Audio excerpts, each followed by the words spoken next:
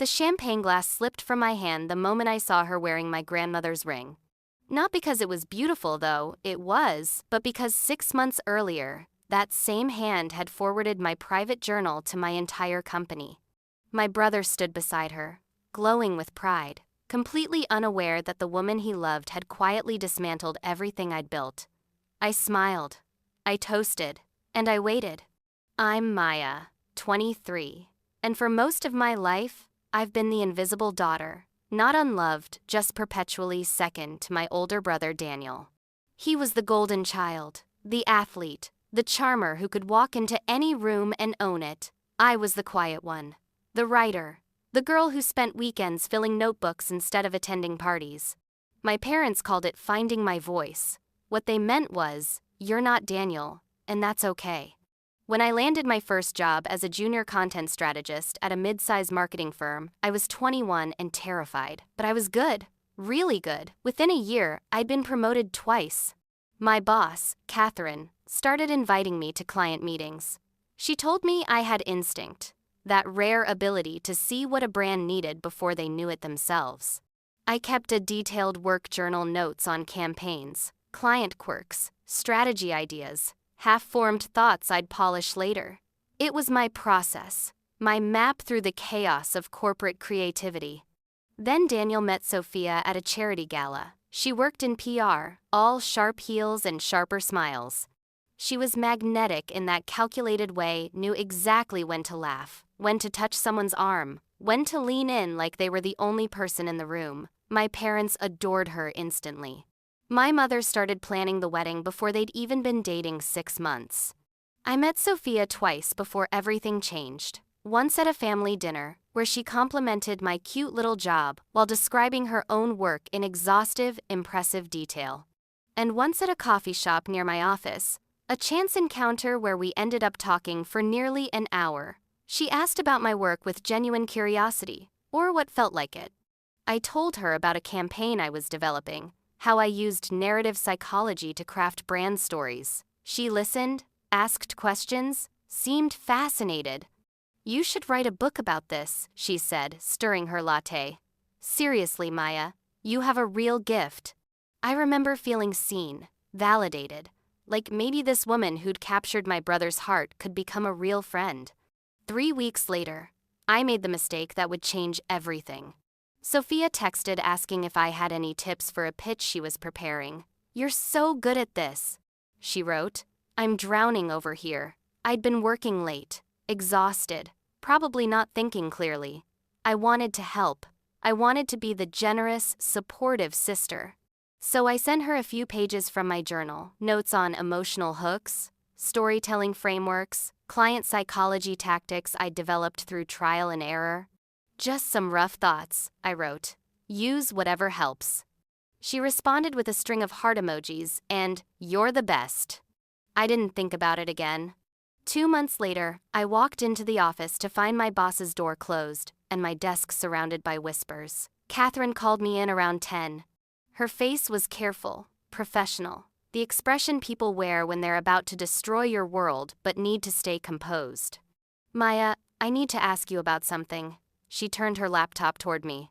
On the screen, my journal entries. Pages and pages of them. Time-stamped, detailed, private. But they weren't private anymore. They'd been forwarded to our company's leadership email chain with a subject line that made my stomach drop. Concerning ethical issues, confidential strategies, being shared outside firm. The email claimed I'd been selling proprietary strategies to competitors. It included screenshots of my notes completely out of context, describing client vulnerabilities, manipulation tactics, ways to exploit emotional triggers. Words I'd used clinically, analytically, now looked predatory, damning. The sender, an anonymous account, but the forwarding trail led back to a PR firm, Sophia's PR firm. I can explain I started, but Catherine raised her hand. We're conducting an investigation. Until it's resolved, you're on administrative leave. I tried to speak to Catherine, to HR, to anyone who would listen, but the damage was done. The journal entries, stripped of context, painted me as manipulative and unethical.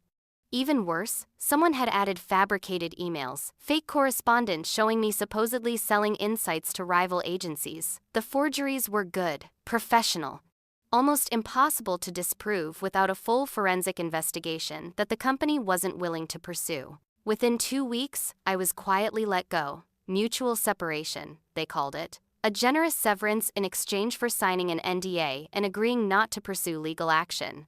They didn't want the scandal. Neither did I. I was 22 and suddenly unemployed, my reputation torched before my career had even fully begun. I knew it was Sophia. The timestamps matched our coffee conversation, the forwarding path traced back to her firm, but I had no proof she'd orchestrated it, no evidence that would hold up. Just the sick certainty that the woman my brother loved had systematically destroyed me. I could have told Daniel, could have shown him the timeline, the connections, the suspiciously convenient tragedy. But I knew what would happen. He'd defend her. He'd say I was jealous, paranoid, unwilling to accept responsibility for my own mistakes. My parents would side with him, they always did. And Sophia would play the victim perfectly, tears in her eyes, shocked that I would accuse her of something so horrible. So I stayed silent. I moved back home, told my parents the company had downsized, and spent my days sending out applications that went nowhere. My industry is small. Word travels. No one would say it directly, but I could read between the lines of the polite rejections. They'd heard things. Vague, unconfirmed things. Enough to make me too risky to hire. Sophia visited often during those months. She'd sit across from me at family dinners, asking with perfect concern how the job search was going. "It's so tough out there," she'd say, her hand on Daniel's arm. "But someone with your talent, you'll land somewhere amazing soon." I would smile, thank her, swallow the rage. The engagement happened on a spring afternoon. Daniel proposed at the botanical gardens where our parents had their first dates, sentimental, romantic, exactly the kind of gesture that made everyone cry. The wedding planning consumed our house. My mother turned into a gleeful tornado of seating charts and floral arrangements. Sophia was the perfect bride to be gracious, organized, humble enough to defer to my mother's opinions while quietly steering every decision. I got a new job eventually. A smaller firm, lower title, less pay. But it was something. I rebuilt slowly, carefully, keeping my head down. I never mentioned Sophia. Never hinted at what had happened. I played the supportive sister, the happy bridesmaid, the woman who'd moved on. But I hadn't moved on. I'd been planning. The first thing I did was save everything. Screenshots, timestamps, email headers, the forwarding trail that connected back to Sophia's firm. I hired a private investigator, ate ramen for 2 months to afford it, and had him dig into Sophia's professional history. What he found confirmed what I'd suspected. I wasn't the first. 3 years earlier, Sophia had worked with a woman named Jessica at a different agency. They'd been friends, collaborators, until Jessica landed a major client Sophia had been pursuing. 2 weeks later, Jessica was accused of plagiarizing campaign materials that bore a suspicious resemblance to rough drafts she'd shared with Sophia. Jessica was fired. The client went to Sophia. And Jessica, unable to prove what had happened, left the industry entirely. The investigator found 2 more stories like that. Women who'd trusted Sophia, shared their work, their ideas, their vulnerabilities. Women who'd been discarded the moment they became obstacles or opportunities. But evidence wasn't enough. I needed the right moment, the right audience. The wedding was set for late September, an elegant outdoor ceremony at a vineyard 2 hours from the city. 200 guests, a 7-tier cake, a live band. My mother cried through the entire planning process. Happy tears, proud tears, tears of relief that her perfect son had found his perfect match. I spent those months being helpful. I ran errands, confirmed vendors, assembled favor bags, addressed invitations. I smiled through dress fittings and bridal showers. I gave a toast at the rehearsal dinner about how lucky Daniel was, how Sophia was already like a sister to me. And 3 days before the wedding, I made a choice. I created a private website. Clean, simple, professional. No angry rants, no accusations, just documentation. The timeline of my firing alongside the timeline of my friendship with Sophia, The forwarding trail from the anonymous email. The investigators' findings on Jessica and the others. Screenshots, dates, patterns. I called it The Cost of Ambition, a study in professional sabotage. Then I waited. The wedding morning was flawless. September sun, golden light filtering through the vineyard leaves, the air crisp and clean. Sophia looked stunning in ivory lace, her hair swept up in an elaborate design that must have taken hours. Daniel couldn't stop staring at her. My mother wept openly. My father walked Sophia down the aisle, a gesture that should have belonged to her own father, who'd passed away when she was young. The ceremony was beautiful. Traditional vows, meaningful glances, a kiss that drew applause. I clapped with everyone else. The reception followed cocktails, dinner, speeches. I sat at the head table, picking at salmon and watching Sophia work the room. She had a gift for it, making each guest feel special, memorable. She thanked people by name, referenced conversations from months ago, laughed at jokes she'd probably heard a dozen times. My turn to give the maid of honor speech came after dessert. I stood, glass in hand, and looked out at 200 faces, glowing with champagne and goodwill. I've known Sophia for almost a year now, I began. My voice was steady, warm, and in that time, I've learned so much about who she really is. Sophia beamed at me. Daniel squeezed her hand. Sophia is ambitious, driven. She knows what she wants, and she's willing to do whatever it takes to get it. That kind of determination is rare. It's powerful. Heads nodded. Glasses lifted. But I think the most important thing I've learned is this. When someone shows you who they are, believe them. And when someone shows you who they are repeatedly, to multiple people, across multiple years, well, that's a pattern worth paying attention to. The room shifted slightly. Smiles faltered at the edges. So I wanted to give you all a wedding gift tonight, not to Daniel and Sophia, but to everyone here, a gift of clarity. I pulled out my phone. Behind me, the venue's projection screen flickered to life. I'd worked with the AV tech earlier, told him I was playing a surprise video montage. He'd helped me set it up, given me the wireless controls. The website appeared on the screen. Clean, professional, devastating. This, I said quietly, is what happens when you trust the wrong person. For a moment, no one moved. Then phones started coming out. People pulled up the URL displayed on the screen. The room filled with the soft glow of screens, the silence punctuated by shocked inhales, whispered conversations. Sophia's face drained of color. She stood, her chair scraping harshly against the floor. This is insane, she stammered, looking at Daniel. I don't know what she's talking about. Maya, what are you doing? I'm telling the truth, I said simply. Something I should have done a year ago. Daniel was on his feet now, looking between me and the screen. Maya, what the hell? Read it, I said. Read the dates, read the emails, look at the pattern, then ask yourself if you really know the woman you just married. My mother rushed toward me, horrified.